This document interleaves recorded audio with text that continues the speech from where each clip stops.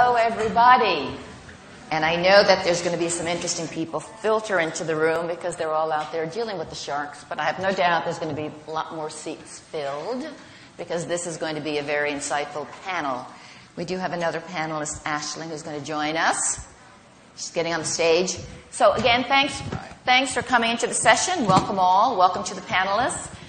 The topic is the future of digital media and entertainment, very broad topic. And that could be a conference in itself, but we're going to talk in this session and maybe take some Q&A at the end. Our three main points will be content, distribution, and consumption, and then monetization. Right now, there seems to be a lot of collision going on, a lot of disruption going on with how consumers are sort of engaging with content. It's challenging times. We're very lucky to have these three esteemed speakers. So I'm going to ask them to introduce themselves and tell a little bit about the company because some of you may not know what the company is. So Brendan, let's start with you. Sure. So we're on. So Brendan Gaffey. I'm a director out of Dallas with McKinsey & Company. McKinsey & Company is a global strategy consultant. I spend my life in tech, media, and telecom. Mainly in the States, but we're a global firm, offices in Dublin and around the world. So excited to talk about this today. Great. Tony? And I'm Tony Gonclaves. I'm not Irish. I work for DIRECTV. I run our digital products group, so I am the internal disruptor at a pay TV company that sells traditional pay television. So happy to be here. Hi, I'm Aisling McDonagh. I work with Hearst Digital Media. You might not know the brand name Hearst, but they publish everything from Cosmopolitan Magazine to Good Housekeeping, Esquire, Road and Track, Oprah, Food Network, and I work on their digital properties, which are now taking that incredible monthly subscription and translating it into a passionate, every single second of the day, delivering content to users whenever they want it. Now we have some slides for Aisling, which I'd love to just bring up because it does show all the different brands that you have. Mm-hmm. And many of you will recognize the names of the next slide, the name of the brands. So the next slide, yep. So we represent, so aggregated all together, it's over 20 million. It's about actually now closer to 25 million women, 35 plus, who come to the websites every single month to consume everything from how to get red wine out of your shirt to how to choose the best marble for your bathroom or make the best pumpkin pie. So it's Good Housekeeping, Women's Day, Country Living, House Beautiful, Elle Decor, Veranda, and a recipe website called Delish. And Tony, just tell me a little bit about the number of people, how many subscribers you have, because it's quite large, the penetration. Yeah. So we're 20 million in the U.S. and about 17 million in South America. It's quite large. So I think to begin, what we're going to do, we're going to take advantage of having an expert here, Brendan Gaffey. You might recognize the last name as Gaffey. This is the brother to Sean Gaffey, our IIBN chairperson, who we corralled to come in, but we're happy to have him. So you put together a little presentation on the perspectives of digital media and entertainment, to sort of set the scene. So let's go through those slides. Sure. This is a pretty massive topic, so we're not going to go exhaustive here, but I thought maybe a few slides to kind of maybe frame it up and spark a few thoughts as we get going here. Do I have someone else clicking here for us? So I'm going to share some thoughts from some research we do. McKinsey in general doesn't do, it's not a market research firm, but we do a little bit here and there in general to keep our kind of insights fresh for serving our clients. So I'm going to share a little bit from what's called a global media report, which looks at kind of overall revenue pools, and more importantly, I think from the iConsumer stuff, which I like because I started it about 8 years ago at the firm. So a couple of high-level messages we'll talk through. First is media is a high-growth market. It didn't feel that way about 4 or 5 years ago, maybe better than construction, but it was a mess. It's back, and we're going to talk about what's back. This is a digital media conversation, and we'll see digital is the driver, right? So if you're in the right sector, like our panelist here, it feels good, right? If you're in the wrong sector, it's still, even though it's a high-growth market in total, it doesn't feel so great. And then we'll talk a little bit about what's changing, and it's just 3 topics we'll hit. Smartphones as a media platform as opposed to a phone. The second is TV as what we call lean forward as opposed to a lean back experience. The couch potato's gone. And then the fourth here is this concept of social media. And I'll less focus on social media in general and more on how it impacts traditional media or how people consume traditional content. So some very simple numbers. Global media growth, 6%. So above average growth, beautiful. But what's driving that? Again, digital media topic. If you see the things there in dark blue, digital ad, search, digital ad other, that's, banner ads, things like that, and then digital consumer spend. 10% to 15% CAGR growth, right? Annual compounded growth. So this is a high growth market in the right fields, right? So $150 billion globally in digital content growth over the next 4 years. So it's a big number. And since we're here at the conference, connecting to Ireland, what does that look like in Ireland? So this is one sliver of that. So digital ad in Ireland. So if you go back to 2008, right, 8.3% of advertising spend in Ireland was digital. Fast forward to 2014, 26.5%. The largest single category of advertising in Ireland today is digital. Fast forward to 2018, it's 36%. These numbers in the U.S. would be somewhere around 25% in 2018. So if you think about the importance of advertising and digital advertising in Ireland, in some ways it's ahead of where the U.S. is, although obviously a significantly smaller market. And then one final thing, as you think about market sizes, life depends on where you sit, right? If you're in the upper right on this slide, if you're sitting there in a physical music, if you're trying to sell CDs into Best Buy, good luck, right? Your market's shrinking at 5 or 10%. But if you're down at the other end, where we're just starting to kind of mature in an industry, if you think about mobile advertising, ebooks, if you think about digital music, these are growth markets. So again, it's a broad thing to say media is growing, but it's important to understand the nuances in kind of where to play and how you play.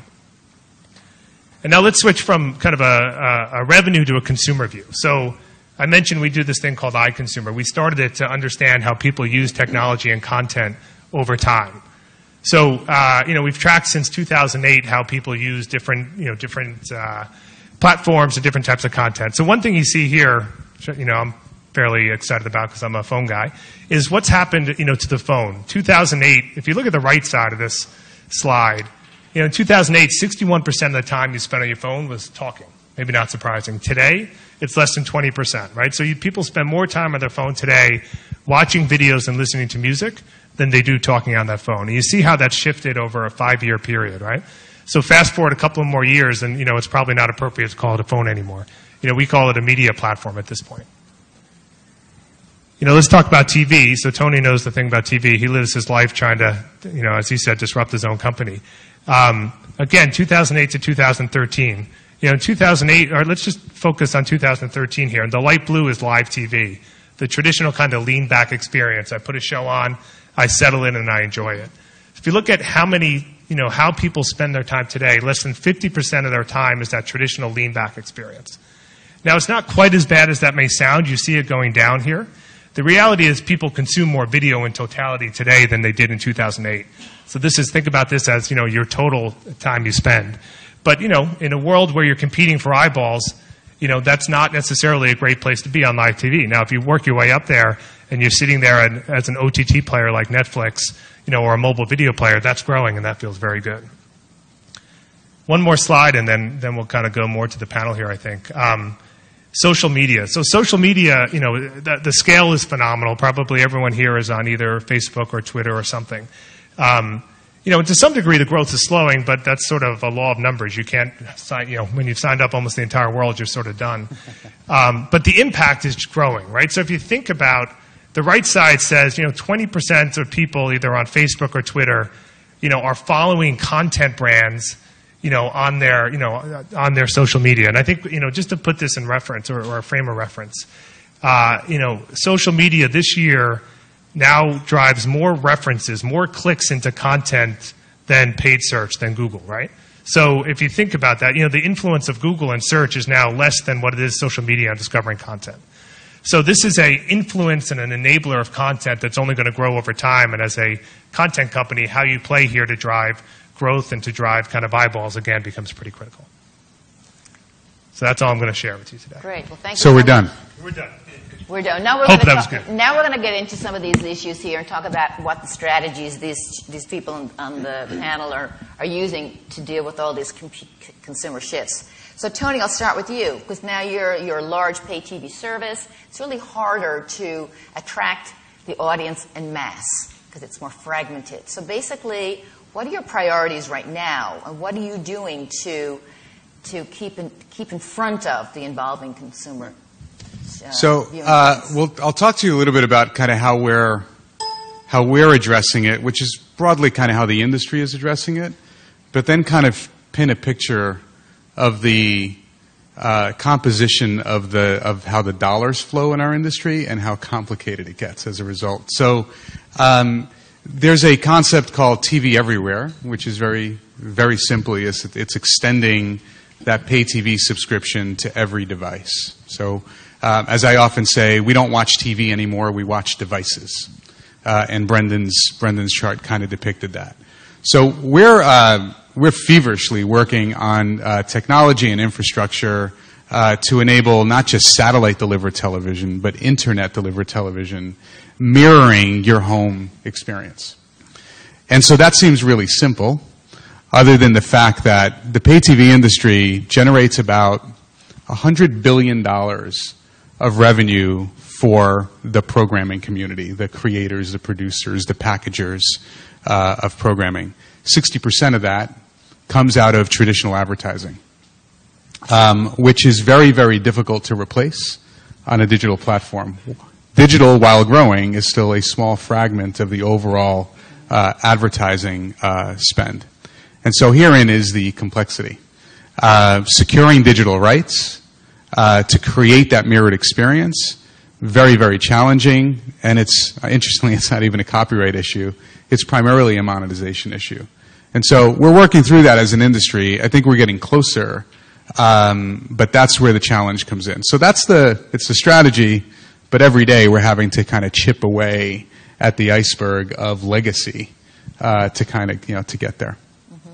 We'll get into a little bit of strategies later for how you're specifically dealing with consumer trends, but we did have in a panel earlier today, Cal Gaffey, who's with a large firm in Ireland, talked about the digital rights, that he now is kind of creating deals and contracts for the first time. There's no template. He's negotiating the digital rights, and it's digital money, and it's, he said he wishes somebody else did it. So it's funny. I mean, our programming, our deal guys kind of go in, and these deals are fresh, and these are like 5, 6, 10-year deals that get done. And the reality is the digital component of these deals should probably be renegotiated a third through the life of these contracts, because it's an unknown.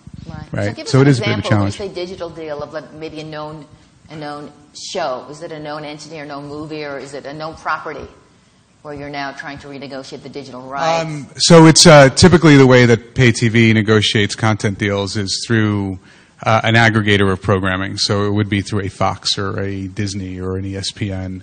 And they go and secure content from content producers that kind of fits the demo that they're targeting, much like the magazines that were the publications that were put up here before. And then they resell those, the Disneys, the ESPNs of the world, in an aggregated fashion back to the distributor, which is us. Historically, it's been they buy the rights for the big screen TV, delivered over a very traditional pipe, which would be satellite or cable. But now it's for mobile phones, for websites, for tablets, and the monetization thereof becomes a real challenge. So the lawyers are having a field day. Awesome. A lot of work for the lawyers, yeah. Pay it forward. Entertainment law, good field to be in right now, right? Aisling, I'd love to move to you now, because we did see some of the brands that you work with, and they are very household names.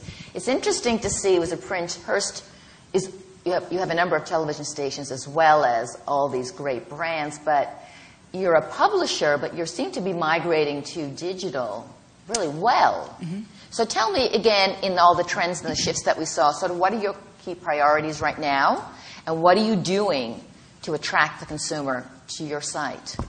So, yes, a good point. So the brands I'm sure you're all familiar with, Good Housekeeping, it's a 136-year-old brand. House Beautiful has been around for 118 years. So these are brands that have really resonated with consumers. I mean, they've got over 1 million. The combined circulation print-wise is over 20 million just in those two titles alone. So you've got a really passionate consumer base. People recognize the brand Good Housekeeping. It's the most trusted brand in the United States because of the Research Institute. So what we're trying to do is, and what Hearst really recognized a couple years ago, is that we've got this great brand, and we're doing nothing with the website. Like, it's pretty much a copy-paste of the magazine every month. And so what they did was they hired an entire digital army of experts. So they have a digital president now who has no print background. You can't take a print editor and put them on a digital editorial staff. It just doesn't translate the same because we consume both mediums very differently. Everybody suffers from severe ADD when it comes online. You do, I do, we all do. You all know what I'm talking about. If you don't see an image or a word you like, you're gone like a gnat in less than a second. So you can't expect someone to consume a 3,000-word story online the same way you would in, say, The New Yorker or A Good Housekeeping or something like that. It's very different. So we're taking that brand and the essence of the brand and the passion that people have with it, and we're translating that into the digital 24/7 news marketplace. And so we're taking these fun tips and tricks that you would want out of Good Housekeeping, or the design hacks or DIYs that you would get from an Elle Decor or a House Beautiful, and you're translating that into something that's much more immediate.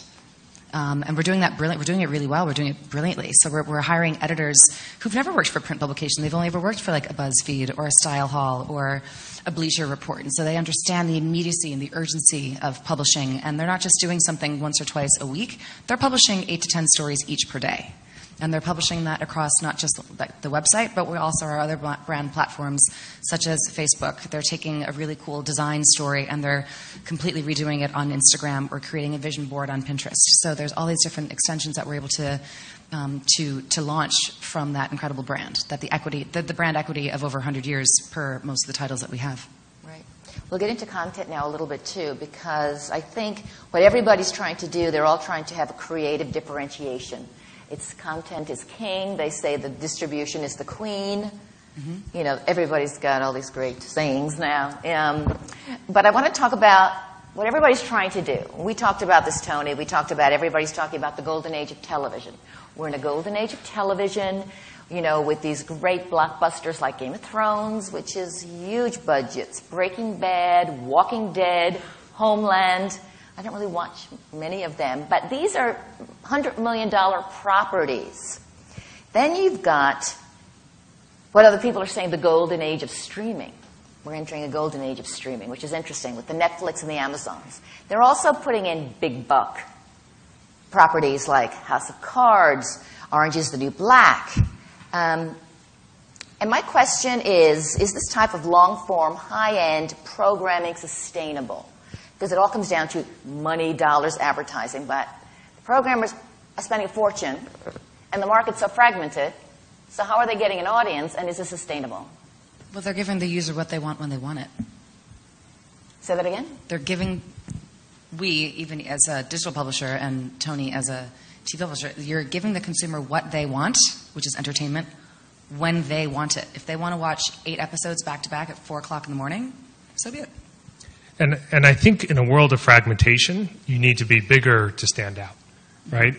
So that's number one. So I think you have to have that level of budget. Number one, you almost need to, the content is a brand now, as opposed to the network. You used to watch NBC Thursday nights. It's no longer NBC Thursday nights, right? It is. Tell them that. What's that? Don't tell them. I won't. No one from NBC is here, hopefully. But it's, you know, it is. It's Game of Thrones is the brand, right? I mean, it's almost more known than HBO at this point.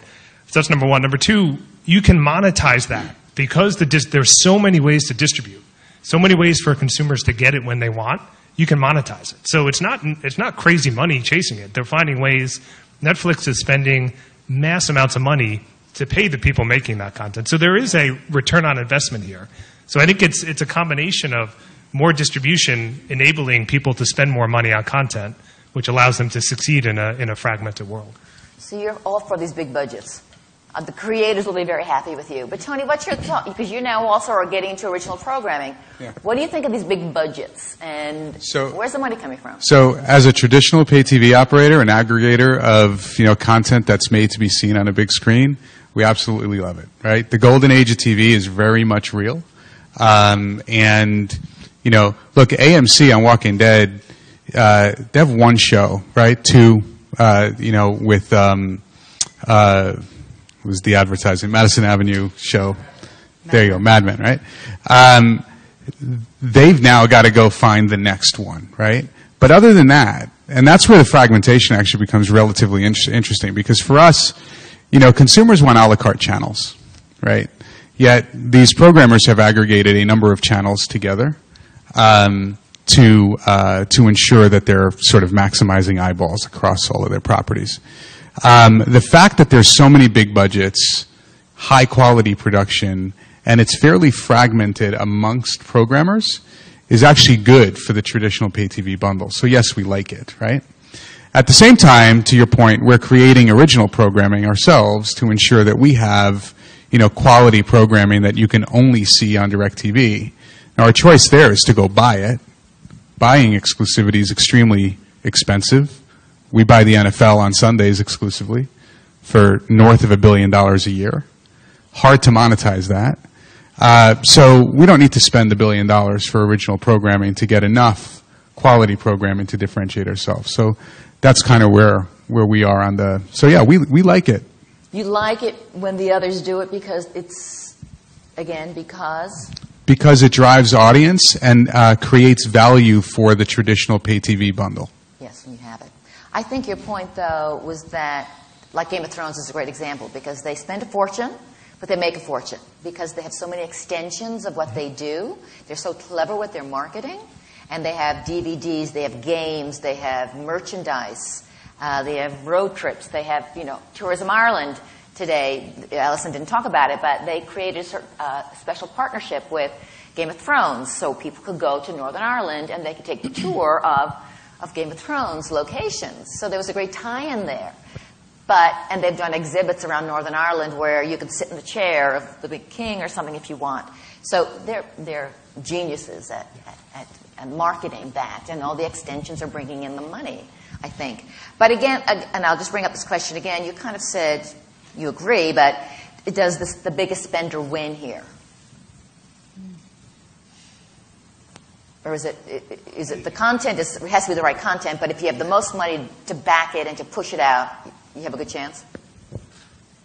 That's a tough question. There are a lot of people who have spent a lot of money on content over the years and absolutely flopped, right? So it's an industry where a hit rate of 30%, if 70% fails and 30% goes, you're doing pretty well, right? And if you don't know what you're doing, you could be at 10% very quickly. And so I think it's money and intelligence, I guess, right? And so I don't know, I don't think it's only money. But if you want to play in original content, long form today, it takes a lot of money. But it's not only money, if that makes sense. Right. So, Tony, we had a discussion briefly, and you're talking about the next generation of viewers. Everybody wants the next generation of viewers. And the next generation of viewers seem to be on every device, everywhere, anytime. So what specifically is DIRECTV doing to try and attract the next generation of consumers? Yeah. So a couple of things. One, we are ensuring that we take the service that we have today and we put it on the devices that these next-gen consumers are on. That's first and foremost, right? But that's foundational, and that, frankly, is, it's almost like it's just something you have to do. It's a competitive ante. What we're starting to do is actually look at, so back to the content production piece, anytime there's that amount of fragmentation or maturity, which is what we're experiencing in both the production side of long-form content as well as distribution, there's lots of opportunity for newness, right? And that's when new things start breaking through. Netflix broke through, right, as an example. So we're looking at the content production landscape, and what we're starting to see is the emergence of content creators that create content for a very, very specific audience, circumvent the aggregators, the pay TV guys, and the and the Disneys, the ESPNs, the programmers, and go direct to consumer through platforms like YouTube, right? What that's created is a whole new host of content that is available for consumption through non-traditional means at a fairly low cost. And it's just creating a whole new market segment.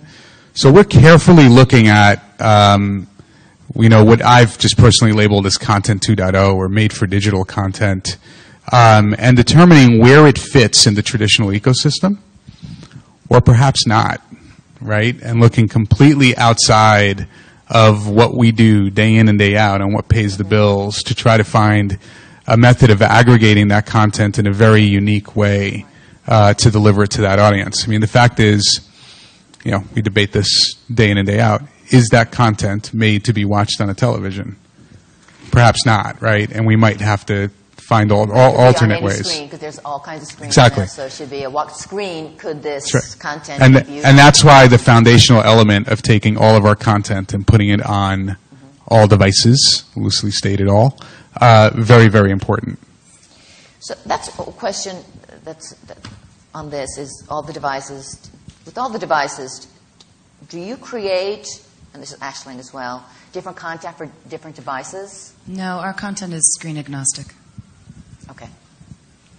Okay, that's an interesting debate. People are debating that right now about creating specific content for different screens. So I think we're pretty much in the same. It's content ubiquity, right, and really extending that experience from one screen to another really important. I think how you curate and present content across different devices is pretty important. People spend 5 to 10 minutes consuming a video on a phone, a long-form 30-minute show or hour show, while they'll spend, on average, 45 minutes on a tablet, and if they're engaged, north of an hour on a PC.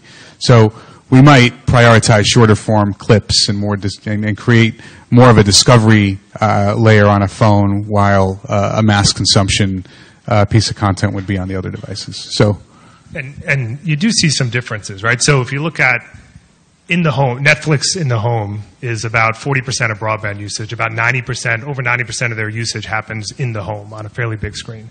You take YouTube now, they're 50% on a phone.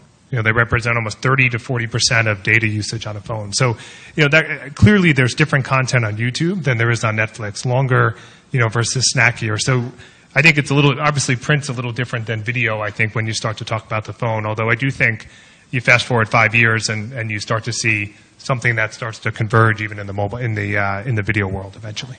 So let's move to phones now because the clock is clicking away, and I think we'll keep moving. Right now, in your slides, you're talking about phone as being a new digital media platform.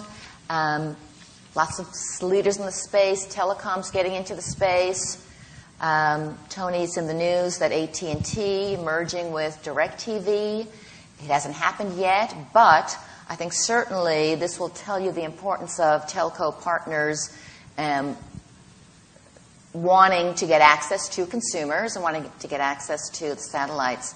But I'll just read it from the site, what it said on the site, because Tony can only comment so he can only comment on certain things. But basically, when you've got AT&T and DIRECTV, you've got two leading companies coming together with complementary strengths and scale in mobility, video, and broadband services. So I think basically what's going to happen is the consumer's going to win because you're bringing these two major services together.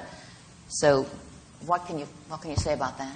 Yeah, look, I think, broadly speaking, when you look at the slides and the data that Brendan went through, there is a lot of data a lot of video being consumed over broadband, whether it be mobile or home broadband.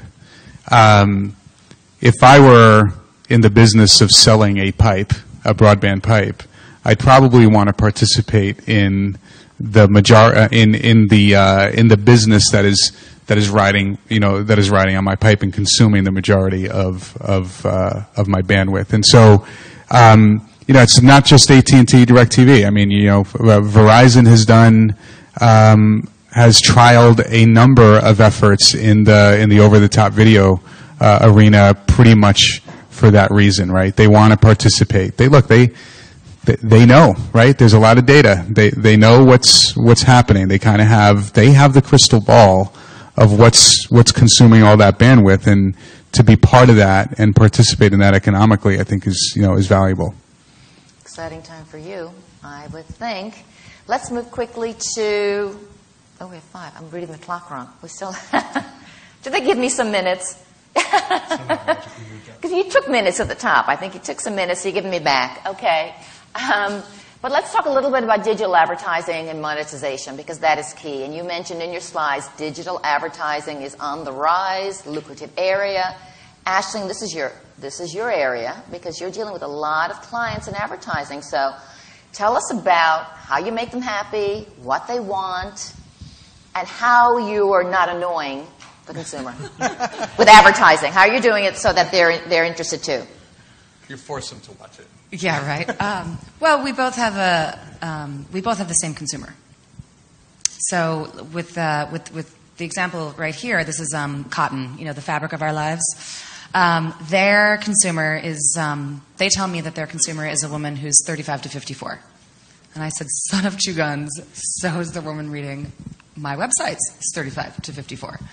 So instead of saying, you know, talk to the hand like they would do in print world, we say, well, let's like hold hands, proverbial speaking, digitally, and work on, let's collaborate together where we can join forces and really put together an incredible program that's actually going to enrich the user experience as opposed to just make it annoying by putting up all these banners all over the place. And so what we do, and that's really the whole native advertising play, comes into what was created. And so you have two brands that really have the same consumer, and how do they work together and collaborate? Like we can do so much more with a $250,000 budget than we can with a $2,500 edit budget. So such as the example with this cotton makers thing, they came to Hearst and they approached Condé Nast, they approached BuzzFeed and She Knows and all these other digital-only companies, and actually Hearst ended up winning out on the business because they were looking to put aside the whole fabric of our lives and really highlight the people who've been making something incredible with cotton these days. So yes, you know, fabric of our lives is a little hokey, is a little too Hallmark, and they wanted to refresh it. So we put together 14 videos that we actually produced, but we worked with them the entire step. We identified 14 incredible artisans in the United States who were doing something amazing with cotton.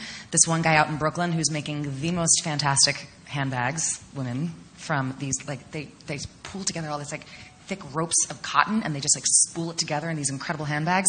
There's another artisan down in the South who's making these amazing, gorgeous-looking wedding gowns. You'd never know they were made out of cotton.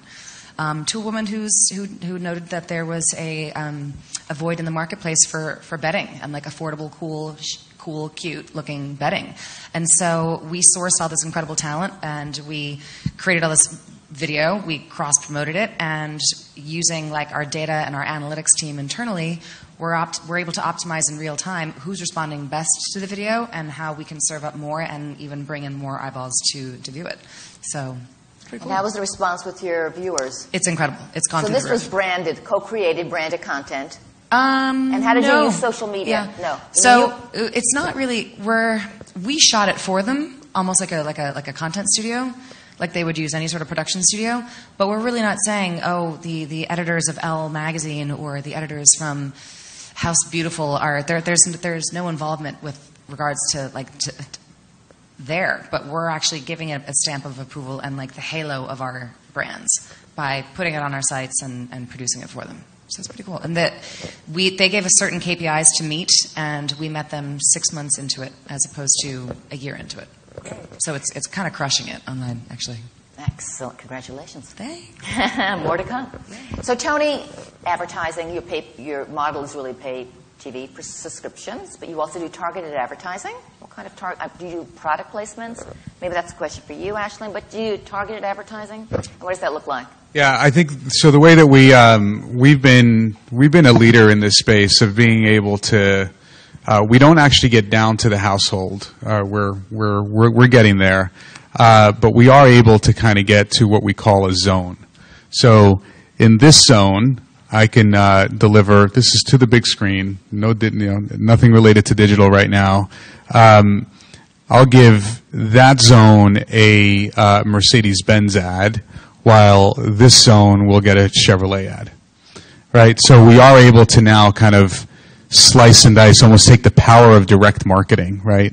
But bring it to the big screen television, which historically has never happened, right? Television advertising, just by definition, is mass. And so that's how we're doing it, and from a financial standpoint, it's fantastic. We're seeing 2 to 3x CPM. So I want to comment quickly, if we can, on live streaming. Does anybody here have any good information to share on live streaming? Because it is really a growing trend, and there's lots of more and more large-scale events that you're seeing on television now on all your devices, and Any comments? Are you doing it? Where do you make the money? What kind of platforms? Is it a growth area? Brendan, I'm looking at you. Well, look, I think it is a growth area. I think it's obviously a bit harder to monetize, right? So it's harder than do ad insertion on live events. Yeah, you know that, right? And I know a lot of people in my office live streamed the World Cup. Yeah, exactly. So, but there's lots of I know you people in the audience did too. You can put down your phones. You all live streamed the World Cup from the office. So there's a lot of technical reasons why monetization is harder. Probably not worth getting into, but okay. I think. But without getting into the technical part, I think what you see people doing a little bit is promotion, right? So viewing it as a promotional event, as long as you're comfortable, that's not cannibalizing people watching the World Cup on TV, right? People can watch it at work, and they'll probably tune in on the weekend when they go home. Pay-per-view, you see that starting. I think YouTube launched that about a year and a half ago, so you can now do a pay-per-view for live streaming online, right, which is sort of the traditional model to some degree in pay TV. So I think there's a lot of innovation going on there. But I think you bring up a good point. It's scaling, and I think monetization is further behind there than it is on other video models online. Great. So we monetize it through subscription. So for us, whether it's live or on demand, again, we're back to mirroring what you get on television, and then specific packages. And we obviously see sports as a tremendous driver of live streaming. We stream 14 Sunday football games, and the engagement is incredible. Well, sports is huge, and I think they really are there. They keep linear TV alive because fans like to see it on the big screen, but there's so many opportunities to create engagement throughout the week on all the smaller devices. I couldn't really get into that question because we're rushed, and I think we have to go. So I think thank you all for coming, and I think certainly these folks will be around after if you'd like to talk to them in person, but I think the key thing is to know your customer, give them a personalized experience, and keep the content relevant. And entertain them. They'll come back if you entertain them. They'll come back. So thank you very much. A round of applause. Thank you. Yeah, buddy.